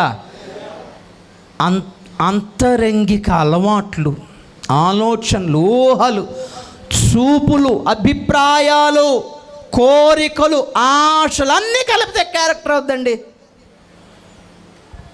స్తోత్రం చెప్తాం గట్టి ఒకసారి. క్యారెక్టర్ డెవలప్మెంట్ అండి. పరిశుద్ధాత్మ మనలోకి వచ్చి వరాలు ఇచ్చి వాడుకోవడం పెద్ద విషయం కాదు. మనలో క్యారెక్టర్ డెవలప్మెంట్ చేస్తాడు. నువ్వు ఎంత పరిశుద్ధంగా ఉండాలి, నువ్వు ఎలా నీతిగా ఉండాలి, నువ్వు ప్రేమించాల్సిన లోకాన్ని కాదు, నువ్వు ప్రేమించాల్సిన దేవుణ్ణి, నువ్వు బ్రతకాల్సింది దీని కొరకు కాదు, నువ్వు బ్రతకాల్సింది ఆయన కొరకే. ఆయన పట్ల నువ్వు కృతజ్ఞత కలిగి ఉండాలి. ఆయన ఆయన ఆయన సచ్చిన బతికిన ఆయనే. పరిశుద్ధాత్మ కలిగి చేసే ఫీలింగ్స్ ఇవన్నీ కూడా. ఏం మాట్లాడుతున్నారు పరిశుద్ధాత్మ గురించి మీరు? భాషలు మాట్లాడడం, వరాలు చూడడం, గంతులేయడం, చపలు కొట్టడం, ఇవేనా? ఏమి అలవాట్లు, ఆలోచనలు, కోరికలు, చూపులు, ప్రవర్తన, మాటలు, అభిప్రాయాలు, దర్శనం, లక్ష్యం, గురి ఎక్కడ నీది? నీలో నిజంగా పరిశుద్ధాత్మ ఉంటే నీ కోరికలన్నీ దేవుని మీదే, నీ ఆశలన్నీ దేవుడే, నీ చూపులన్నీ, నీ ఎదురు చూపులన్నీ ఆయన రాకడయే కాదా? నిజముగా పరిశుద్ధాత్మ పొందిన వాళ్ళైతే నిన్ను దాని కొరకే సిద్ధపరుస్తాడు. ఆయనే అయితే దాని కొరకే సిద్ధపరుస్తాడు. రాజీవ్ డ్యాన్లో పిలిస్తే దేని గురించి మాట్లాడతాడు? అంత నన్ను కెలిగితే అదే రాలుతుంది. కెలిగితే వచ్చేది అదే. స్తోత్రం ఒకసారి. మరి పరిశుద్ధాత్మను కెలిగితే ఏమొస్తుంది చెప్పండి? మనసంతా ఆయన మీద మళ్ళించడానికి కాదు ఆయన వచ్చింది. ఏంటి మన బలహీనత? ఎట్లా ప్రార్థన చేయవలనో మనకి తెలియదు. దేని గురించి ప్రార్థన చేయాలో మనకి తెలియదు. ఏమి అడగాలో మనకి తెలియదు. అదే కదా బైబిల్ చెప్తుంది. యుక్తముగా ఏ విధముగా ప్రార్థన చేయవలెనో మనకు తెలియదు గనక ఆ ఆత్మయే మన బలహీనతలు చూచి మనకి సహాయము చేయుచున్నాడు. ఏ విధముగా అనగా ఉచ్చరింప శక్యము కాని మూలుగలతో, మీకు వచ్చి రాని భాషలో, అన్య భాషలలో మీకు తెలియకపోయినా మీలో నుండి మీ కొరకు మీకేం కావాలో తెలుసుకొని అది ప్రార్థన చేస్తున్నాడంట. ప్రభా ఒక ఇల్లు కావాలి నాయన అంటే రీబారా షబా రీబానాక అన్నాం అనుకోండి, పరిశుద్ధాత్మ అన్నాడు ఇల్లు కాదు నాయన ఇంకోటి అడుగుతున్నాను నేను, అది మారమచ్చలేదు. మనం ఒకటి అడిగితే పరిశుద్ధాత్మ ఇంకొకటి అడుగుతున్నాడు. ఎందుకంటే మనకేం కావాలోనో మనకు తెలిసిన దానికంటే పరిశుద్ధాత్మకి ఎక్కువ తెలుసు. అది పరిశుద్ధాత్మ పొందుకోవడంలో ఉన్న ఫెసిలిటీ ఇదండి. ప్రభా పలానా సహోదరి కోసం ప్రార్థన చేస్తాను, పెళ్ళంట ప్రభా రీబానా షబా రీబానా కథురా అంటే పరిశుద్ధాత్మ ఇది కాదు ప్రభా, ఆ తల్లికి మంచి పరిశుద్ధ జీవితం కావాలి అని ప్రార్థన చేస్తుంటాడు ఆయన. ఇది అందుకే యూదా పత్రిక అంటుంది పరిశుద్ధాత్మలో ప్రార్థన చేయండి అంటుంది. తెలిసిన భాష కంటే తెలియని భాషలో మీరు నోరు పరిశుద్ధాత్మకి ఇచ్చి, మీ మోకాళ్ళు పరిశుద్ధాత్మకి ఇచ్చి, మీ చేతులు అలాగెత్తి జీవితం పరిశుద్ధాత్మకి ఇస్తే మీ చేత ఏ ప్రార్థన చేయించాలో ఆయన చేయిస్తాడు. ఏం అడగాలో అది అడుగుతాడు. ఎందుకు దేవుడు మన కొరకు ఏమి ఇవ్వాలని సిద్ధపరిచానో అది కంటికి కనబడలేదు, చెవులకి వినబడలేదు, మనిషి హృదయానికి గోచరము కాలేదంటే అర్థం కాలేదు అని అర్థం. ఎందుకు అర్థం కాలేదు? వినంది ఇక్కడ చూడలేదే నాయన అంటే, వినలేదు నాయన అంటే చూడడం ఎక్కడ? చూడలేకపోతే ఇంక అర్థమైంది అక్కడ, అర్థమే కాకపోతే అడిగేది ఎక్కడ? ఏది దేవుడు మనకి ఇవ్వాలనుకుంటున్నాడో మనం చూడలేదు, మనం వినలేదు, మనకు అర్థం కాలేదు. ఇప్పుడు బంగారం అండి, చూసారా లేదా? చూడడం అంటే వేసుకుంటూ ఉంటాం కదా అప్పుడప్పుడు. సంఘంలో ఇలాగ ఉంటాం కానీ ఖాళీగా హల్లెలూయా. సంఘంలో ఇలాగ ఉంటాం కానీ మన బతుకులన్నీ పెళ్ళిళ్ళప్పుడు బయటపడుతుంటాయి. బంగారం చూసాం, దేవుడు మన కొరకు బంగారం సిద్ధపరిచాడు అనుకుందాం అంటే అది ఆల్రెడీ చూసేసాం, వినేసాం, వేసేసాం కూడా. బట్ దేవుడు ఇచ్చింది చూడలేదు, వినలేదు, అర్థం కాలేదు. హల్లెలూయా. ఒక ఎగ్జాంపుల్ చెప్పనా? బంగారం చూసామన్నారు, గాజు చూసారా? గాజు ఇప్పుడు ఇది ఉంది, ఇది ఫైబర్ అనుకోండి, గ్లాస్ ఇలాగే ఉంటుంది ఇంచుమించు. గాజు చూసారా? బంగారం చూశారు, గాజు చూశారు. బంగారపు గాజు ఎప్పుడైనా చూసారా? అది కంటికి కనబడలేదు, చెవికి ఎప్పుడు వినబడలేదు. ఇలాంటి గాజు ఒకటి తయారు చేయొచ్చన్న ఐడియా మనుషులకి ఎప్పుడు కలగలేదు. కానీ నూతన యెరూషలేమును దేవుడు స్వచ్ఛమైన స్ఫటికమును పోలి గాజుతో తయారు చేశాడంట. స్వచ్ఛమైన స్ఫటికమును పోలిన సువర్ణము దాని ప్రాకారములు అన్నాడు. స్ఫటికం అంటే గాజు, సువర్ణం అంటే బంగారం. ఎప్పుడన్నా చూస్తీవా? ఈ బంగారం వేసుకొని పెద్ద ఫోజు. మళ్ళీ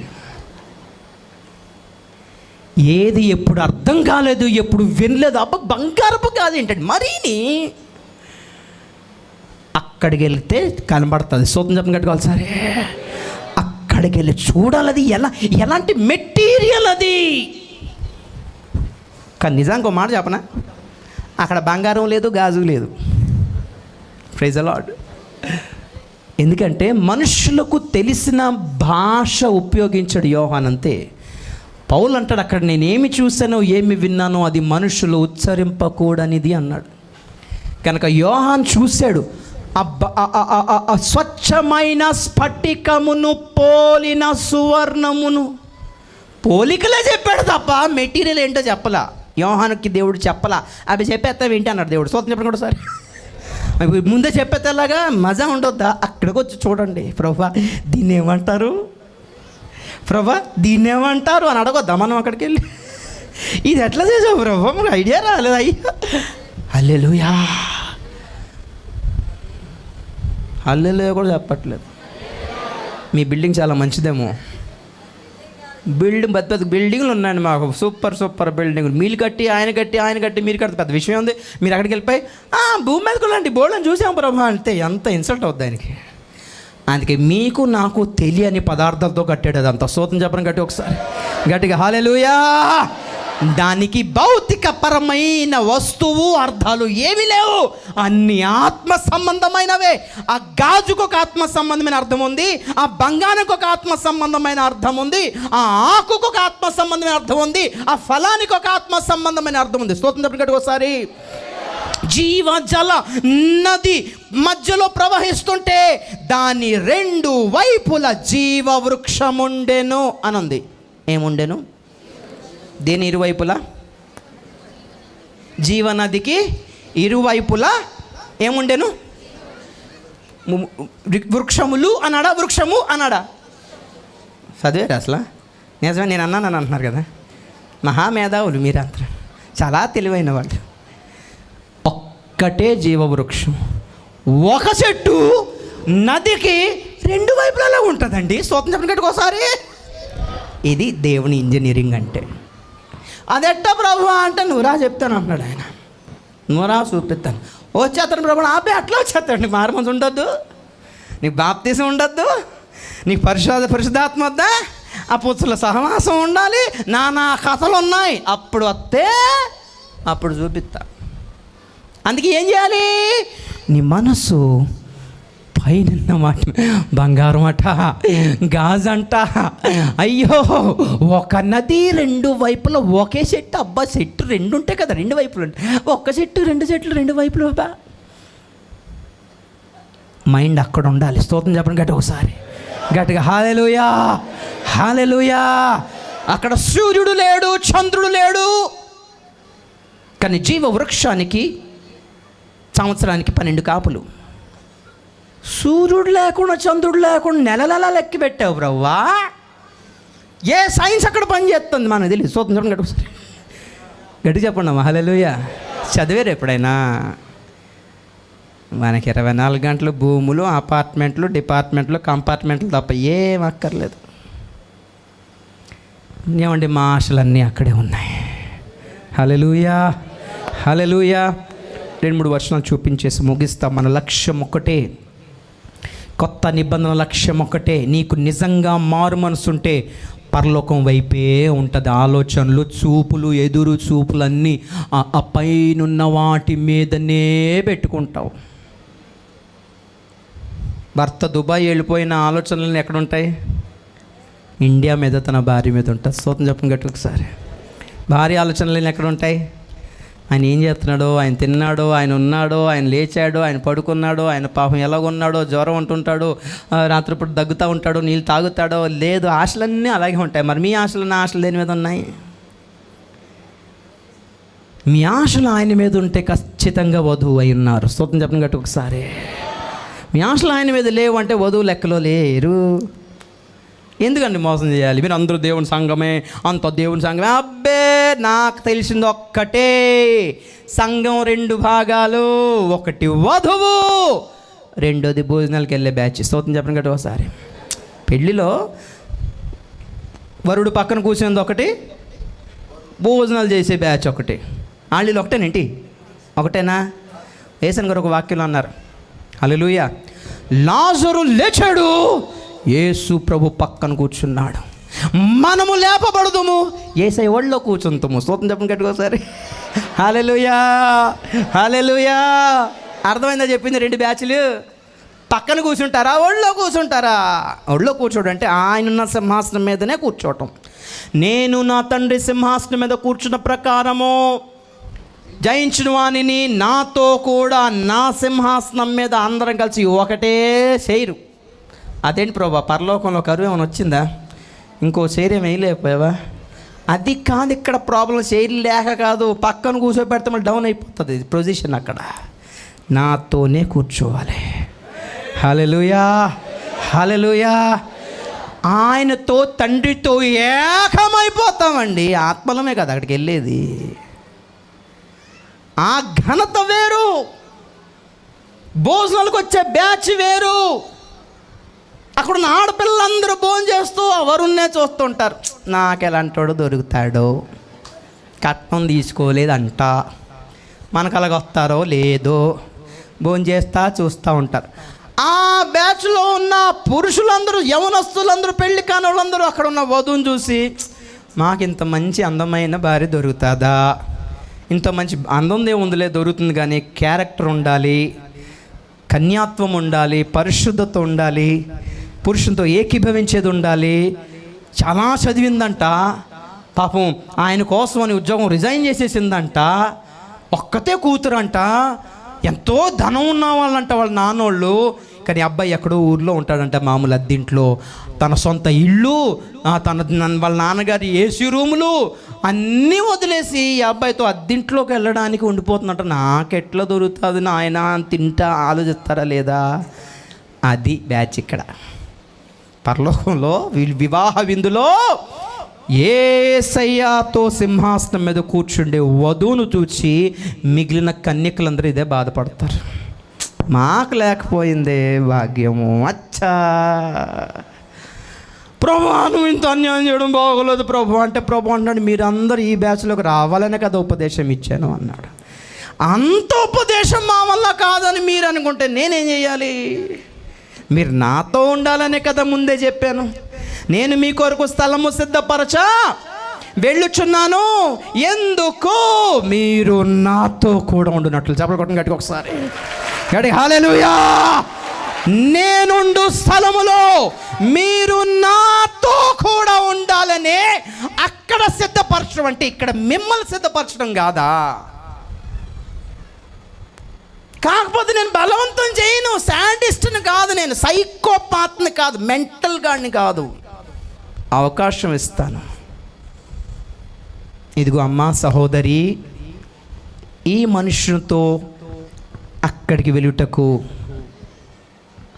నీకు సమ్మతి ఏనా అంటే రిబ్కా నది వెళ్ళలేదని నేను స్తోత్రం చెప్పిన గట్టి ఒకసారి. చూడు మరి మేమెవరు రావట్లా, ఆయన ఒక్కడే నమ్ముకొని వెళ్ళాలి. 10 ఒంటెలు తీసుకొని ఇంత బంగారం తీసుకొని దాహం వేసినా ఆకలి వేసినా నడువు నొప్పి వచ్చినా దాహం వేసినా బావి దగ్గర కూర్చుని నోరెత్తి నీళ్లు కావాలని ఎవ్వరికి అడగకుండా కనిపెట్టాడే ఎలియాజరు. ఆ ఒంటెల విషయంలో నమ్మకస్తుడు. ఒంటెలకి ఎవరు నీళ్లు పోస్తారు అని చూశాడు పాపం. ఒంటెల గురించి పట్టించుకున్నాడు. పనోడే కదా, అబ్రాహం పనోడే కదా, బంగారం పట్టుకుని పారిపోవచ్చు. బంగారం విషయంలో నమ్మకంగా ఉన్నవాడు. నా స్వజాతి మనుషులలోనే తప్ప ఏ జాతి ఆడపిల్ల అక్కర్లేదంటే వాళ్ళ స్వజాతులు ఎక్కడున్నారో కనుక్కుని ఇంత నమ్మకస్తుడిని నమ్మకపోతే ఇంకెవరిని నమ్ముతానండి డాడీ లాబాన్ గారు అంటుంది రేపు కసోతం చెప్పిన గట్టి ఒకసారి. నేను ఇతనితో వెళ్ళేదాను. నమ్మకస్తుడు, ఒంటెల విషయంలో నమ్మకస్తుడు, తన యజమానుని విషయంలో నమ్మకస్తుడు, ఆయన స్వజాతిలోని ఎన్నుకోమంటే ఎంత దూరమైనా రావడానికి ఇష్టపడిన నమ్మకస్తుడు, ఆయన ఇచ్చిన బంగారమును కాపాడడానికి వచ్చిన నమ్మకస్తుడు. నన్ను కాపాడ్డా. చూడు మరి ప్రయాణం అంత ఈజీ కాదు. ఒంటె మీద ఎంత నడుము నొప్పు, ఆ ఎడారి దారి అంటూ ఏం పెడతాడో తినడానికి. ఆయనే సజీవంగా రాబట్టే నన్ను సజీవంగా తీసుకెళ్ళిపోలేడా. వెళ్ళేదానా నేను. హల్లెలూయా. పరిశుద్ధాత్మకు అప్పగించుకున్న వాళ్ళు, పరిశుద్ధాత్మకు అప్పగించుకున్న వాళ్ళు ఏమంటే సమస్తమును విడిచి నీకు ఇష్టమేనా అంటే నాకు ఇష్టమే. చూడు ఏమంటుందని ఏమంటారు ఏదో అంటారండి. హల్లెలూయా. పూర్తి బాధ్యత నీదే. నీకు ఏది జరిగినా we're not responsible. Complete responsibility నీదే. నీకు మధ్యలో ఏది జరిగినా మా నాన్న పంపించాడు, మా అన్న పంపించేశాడు, మా వాడు పట్టించుకోలేదన్న మాటను అనడానికి వీలేదు. నీ సొంత సమ్మతితో ఎంత కష్టమైనా ఇతన్ని నమ్మొచ్చని నీవు తన చేతిలో పెట్టుకుని వెళ్తున్నావు కాబట్టి అన్ని సర్వ బాధ్యతలు నీదే. నీవు సొంతంగా పరిశుద్ధాత్మకు అప్పగించుకుంటే దేవుని కొరకు ఆయన నిన్ను సిద్ధపరుస్తాడు. ఆయన ఉండే స్థలములోనికి నిన్ను సిద్ధపరుస్తాడు. నీకు ఇష్టం లేకపోతే ఇంత ఉపవాసమా, ఇంత మోకరింప, ఇంత చేతులు ఎత్తడమా, ఇంత సమర్పణ, ఇవన్నీ వదిలేయాలా, ఇవన్నీ వాడొద్దా, ఇవన్నీ వేసుకోవద్దా, ఇవన్నీ అనుభవించొద్దా, అట్టట్ట కుదురుతుందండి, ఇట్లట్ట కుదురుతుందండి అంటే బలంతో లేదు. You have your own rights. All rights reserved with you. సర్వ హక్కులు నీకున్నాయి. అట్టయినా ఉండడానికి ఇటైనా ఉండడానికి, రెండు మెయింటైన్ చేయడానికి మాత్రం హక్కు లేదు. దేవుడు ముందే కోరుకున్నాడు నేనుండు స్థలము. స్థలం అంటే ఏంటి? ల్యాండ్ అనుకున్నారా? స్థలము అంటే ఆయనున్న పొజిషన్ అండి, ఆయనున్న హోదా. పరలోకంలో యేసయ్య ఎంతో దూతలకి, రేపు సంఘం అంటే కూడా అంతేనండి దూతలకి ఆ స్థాయి ఇస్తానన్నాడు. హల్లెలూయా. ఈ సర్వ సృష్టికి యేసయ్య మాట అన్న ఎంత లెక్కో రేపు సంఘం వెళ్తే కూడా అదే పొజిషన్ అండి. నేను ఒక మాట ఆయన ఒక మాట అంటాడా? సూత్రం చెప్పండి ఒకసారి. ఇంటికి వచ్చి ఎడో నాకు అమ్మడానికి వచ్చాడు అనుకోండి, భార్య వచ్చింది అనుకోండి, మాకు అక్కడ తెలు అన్నాను అనుకో, అయ్యగారిని పిలవండి అంటే ఎలా కనిపిస్తుంది అంటే నేను ఒక మాట ఆయన ఒక మాట అంటాడు. ఈగో హర్ట్ అవుదా అప్పుడు? ఏమనుకో, నేనెంత చెప్తే ఆయన కూడా అదే వినాలంటాం ఉల్టా. మళ్ళీ ఒక వస్తువు అమ్మడానికి వచ్చాడు ఇంటికి, నాకు వద్దుపో అని మీరు అన్నారు ఇంట్లో ఆడవాళ్ళు ఎవరు, ఇంటి యజమానులు రాళ్ళు. ఆడంటాడు అట్లా కాదమ్మా అయ్యగారిని పిలవండి ఆయనతోనే మాట్లాడతానంటే కోపం వస్తుంది రాదా? అంటే నాకేం పని లేదు అనుకుంటున్నావా ఇక్కడ? నా మాటకి లెక్కలేదు అనుకుంటున్నావా ఇక్కడ? నా మాట నడవదు అనుకుంటున్నావా ఇక్కడ? నేనెంత చెప్తే ఆయన కూడా అదే వినాలి అంతే. అంటే అలాగే నమ్మ వెళ్ళిపోతాడు. అలాగా పరలోకంలో యేసయ్య ఎంతో సంఘం కూడా అంతే. స్తోత్రం చెప్పండి గట్టిగా ఒకసారి, గట్టిగా హల్లెలూయా. ఆ స్థాయికి మిమ్మల్ని తీసుకెళ్ళాలనుకుని దేవుడు ఆలోచిస్తుంటే ఏ ఉపదేశాలు అంగీకరించి మీరు లోకంలో సెటిల్ అవడానికి ఆశపడుతున్నారో తెలియటం లేదు. సరే ఆమోసు గ్రంథం 4:12 ఒకటి చదవండి. ఒకరు అయిపోయింది. ఆమోసు గ్రంథం 4:12 మీ దేవుని సన్నిధిని కనబడుటకై సిద్ధపడండి. దేనికోసం సిద్ధపాటు? నా వైపు చూడండి, స్తోత్రం చెప్పండి గట్టిగా ఒకసారి. హల్లెలూయా. సిద్ధపడాల్సింది ఒక్కదాని కొరకే. భూమి మీద మంచి భవిష్యత్తు వస్తుందనో, భూమి మీద గొప్ప కార్యాలు చేస్తామనో అవేమీ లేదు. సామూహికంగానైనా వ్యక్తిగతంగానైనా మనం సిద్ధపడాల్సింది ఒకటే, prepare to meet our God. దేవుని సన్నిధిలో ఆయన ఎదుట కనబడటానికి మనలను మనము సిద్ధపరచుకోవాలి. ఆయన ఎదుట మనలను మనం ప్రెజెంట్ చేయటానికి, ప్రత్యక్షపరచుకోవటానికి, హాజరుపరచుకోవటానికి. ఎస్తేరుతో పాటు అనేక మంది కన్యకులు ఒకానొక దినమున రాజు ఎదుట నిలబడవలసి ఉన్నది కాబట్టి దాని కొరకు తమను తాము సిద్ధపరచుకోవటానికి 6 మాసములు ఒకలాంటి పరిమళ ద్రవ్యముతోనూ మిగిలిన 6 మాసములు ఇంకోలాంటి పరిమళ ద్రవ్యములతో సిద్ధపరచబడ్డారు. టార్గెట్ ఇదే. లూకా సువార్త 1:17 లూకా సువార్త 1:17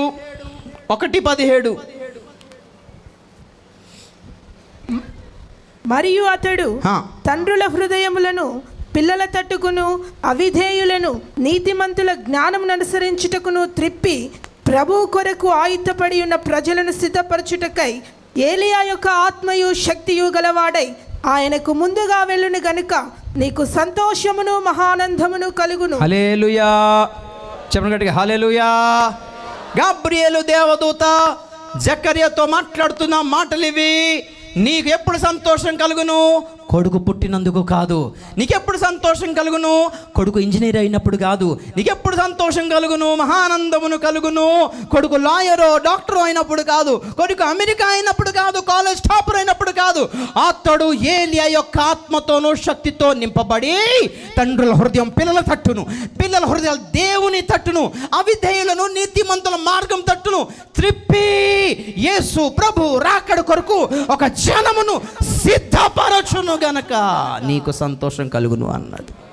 అది పిల్లల గురించి సంతోషపడాల్సిన టార్గెట్ లక్ష్యం. ఆలోచించండి ఒక్కసారి. బాప్తిసమిచ్చి యోహాను గురించి మాట్లాడుతున్నాడు. బాప్తిసమిచ్చి యోహాను ప్రజలను దేని కొరకు సిద్ధపరిచాడు? యేసు ప్రభు యొక్క రెండో రాకడ కొరకు కాదు, మొదటి రాకడ. హల్లెలూయా. అంటే యేసు ప్రభు భూమి మీదకి రాకముందు దేవుడు ఆయన కంటే ముందుగా దూతను పంపించాడు. అంటే యోహాను పంపించాడు. యోహాను నీకు ఇచ్చిన పరిచయం ఒకటే. యేసు ప్రభుని పంపించేలోపు, యేసు ప్రభు వచ్చేలోపు నువ్వు ఆయన కొరకు మార్గమును సరళము చెయ్యాలి, కొండలను చదును చెయ్యాలి, లోయలను పూడ్చాలి, వంకరమైన వాటిని తిన్నగా చెయ్యాలి, కరుకైన వాటిని ఇస్త్రీ చేసి ప్లెయిన్గా లెవెల్గా చేసి ఆయన వచ్చినప్పుడు ఆయన కొరకు కొంత జనం ఉండేలా చూడు బాబు అని అంటే ఈయన వెళ్ళి కొంత జనాన్ని రెడీ చేసి ఇదిగో లోక పాపములు మోసుకొని పో గొర్రె పిల్ల అంటే వీళ్ళందరూ వేసే దగ్గరకు వచ్చారు. ఆయన వచ్చేటప్పటికి ఒక జనం ఉండాలి కదా ఆయన్ని వెల్కమ్ చేయటానికి.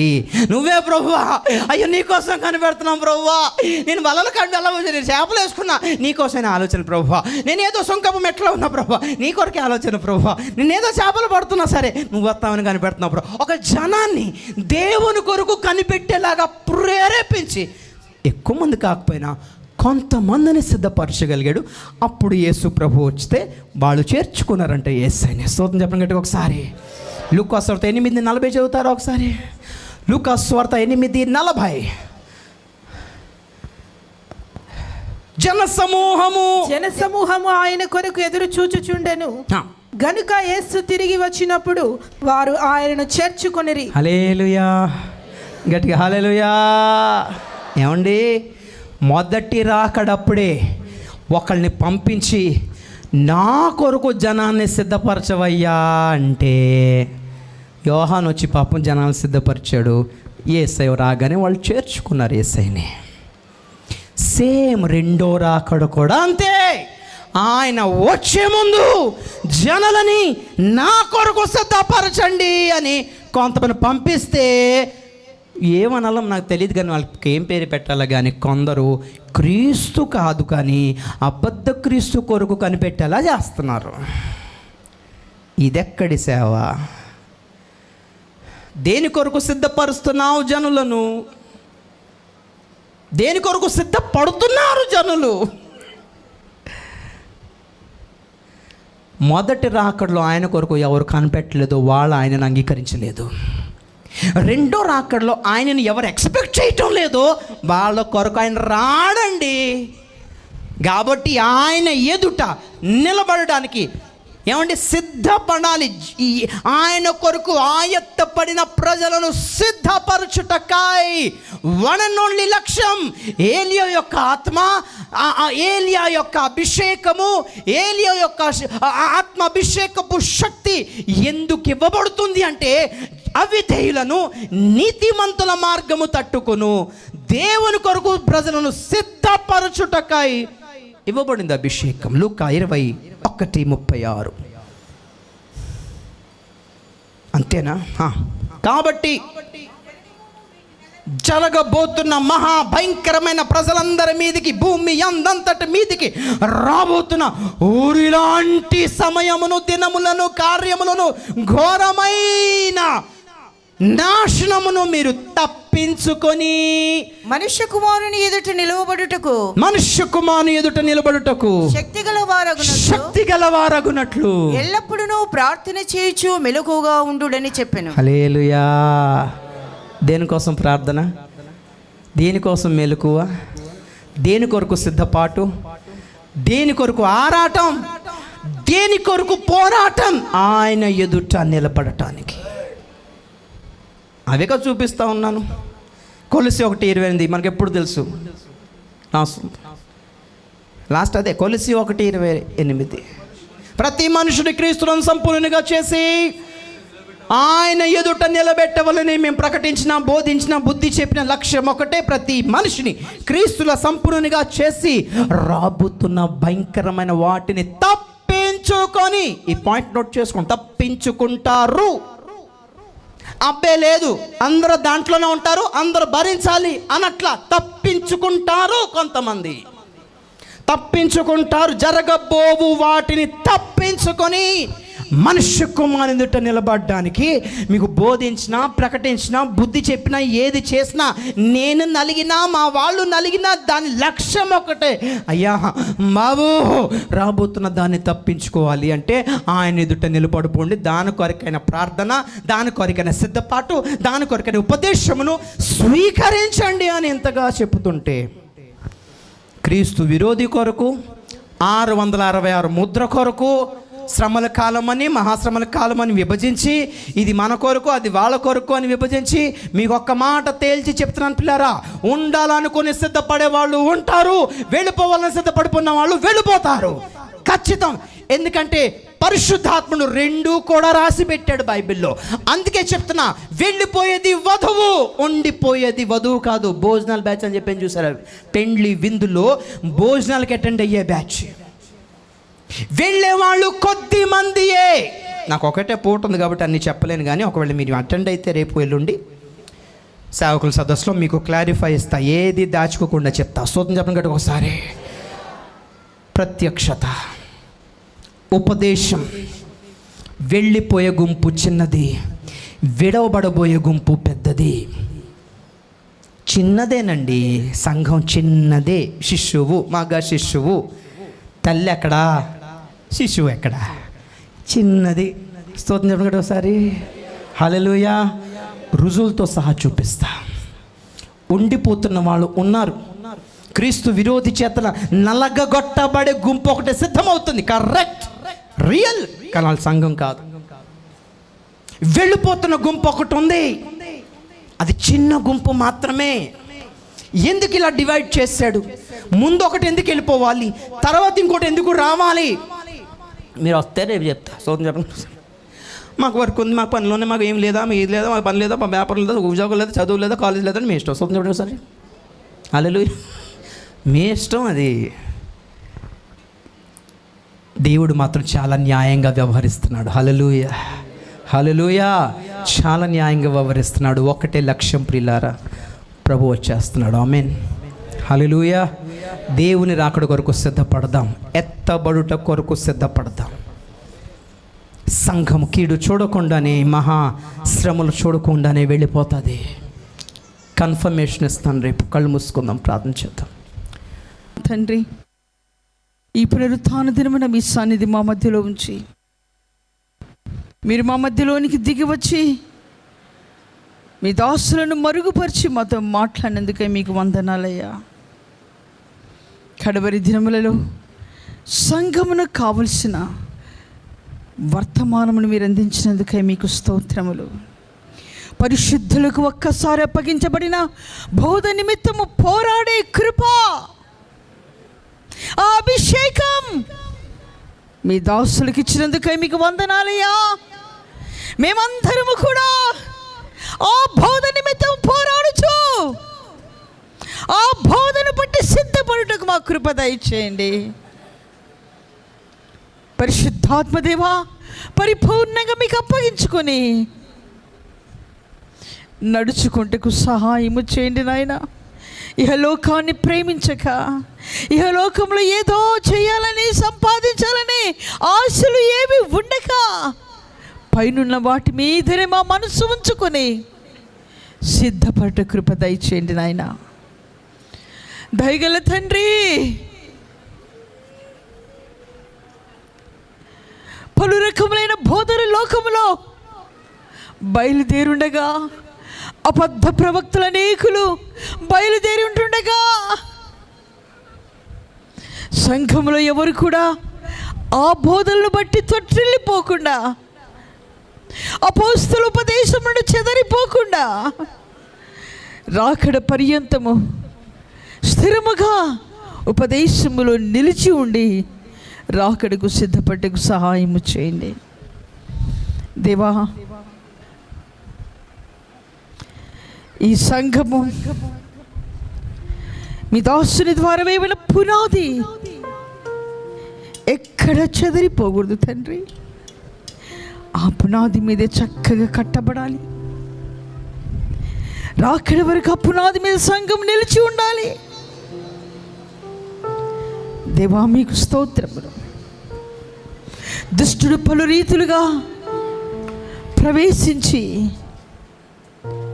మోసము చేయుచు, ఆకర్షణలు పెట్టుచు అనేకుల మనస్సులను చెదరగొడుతుండగా వాని కుయుక్తులన్నీ లయపరచండి.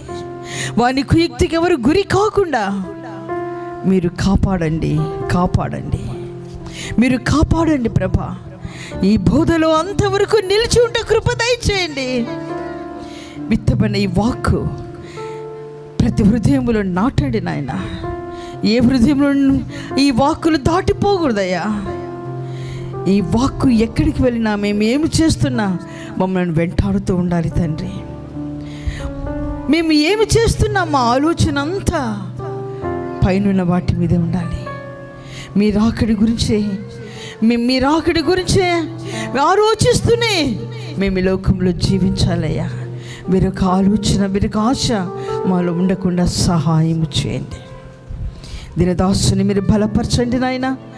అద్భుత రీతిగా మీ దాసు మీరు నిలబెట్టావు తండ్రి. నిజముగా మీ దాసుని పన అంతం వరకు నిలిచి ఉండాలి.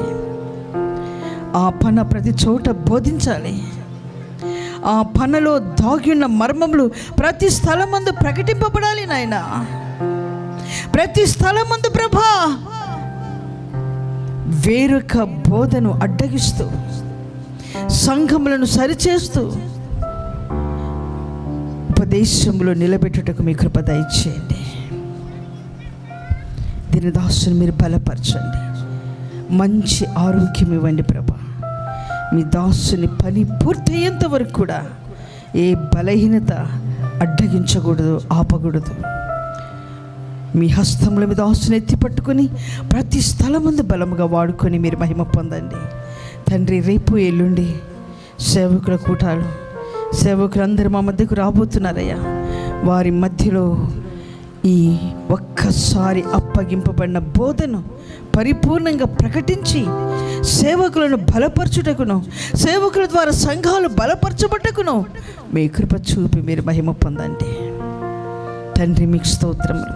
మీ సన్నిధిలో కూడిన ఒక్కొక్క బిడ్డను పేరు పేరున మీరు ఆశీర్వదించండి. ఎవరెవరు ఏ స్థితిలో వచ్చారో, ఏమి ఆశించి వచ్చారో తెలియదయ్యా. మాకుండవలసిన ఆశ ఏమిటో మీరు బోధించినందుకే మీకు స్తోత్రములు. ఒకటే ఆశ, మిమ్మల్ని చేరాలనే ఆశ. మీ ఒడిలో మమ్మల్ని కూర్చోబెట్టుకోపోతున్నారయ్యా. మీలో లీనమైపోయినట్లుగా మమ్మల్ని చేస్తున్నందుకై, సిద్ధపరుస్తున్నందుకై మీకు వందనాలు తండ్రి. ఆ అనుభవాలు మాలో వ్యక్తం కావాలి. మేమేమి చేసినా, ఏమి మాట్లాడినా, మా ప్రతి కదలిక, మా ప్రతి మాట, అయ్యా ప్రవర్తన అంతయు మిమ్మల్ని ప్రత్యక్షపరచుట కృప చూపండి. మిమ్మల్ని మాత్రమే మేము చూపగలగాలి నాయన. అప్పుడే రేపటి దినమున మీలో లీనమైపోతాం. దయగల తండ్రి మీకు స్తోత్రం నాయన. ఆ ఉన్నతమైన ఎదుగుదల, ఆ ఉన్నతమైన స్థాయికి మమ్మల్ని ఎదిగించండి. ఈ సమయమందు పరిశుద్ధమైన మీ శరీరంలో, రక్తములో మేము పాలు పొందబోతుండగా మమ్మల్ని పరిశుద్ధపరచండి అయ్యా. మాకు యోగ్యత దయచేసి మీరు మహిమ పొందండి. మీ హస్తములకు సమర్పించుకొంచును. మీ సన్నిధిలో బలహీనతతో, అనారోగ్యముతో, దుఃఖముతో, వేదనతో, పలు రీతులుగా మీ సన్నిధిలో ప్రభు ఆదరణ నిమిత్తము తప్పిస్తున్న బిడ్డలందరినీ మీరు దర్శించండి. విడుదల, స్వస్థత, నెమ్మది, సమాధానంతో నింపి మీరు మహిమ పొందండి. అన్ని కోణాల్లో మమ్మల్ని పరిశుద్ధపరిచి మీరు అక్కడికి పరిపూర్ణంగా సిద్ధపరచమని యేసు నామములో వేడుకొనుచున్నాను తండ్రి. ఆమేన్.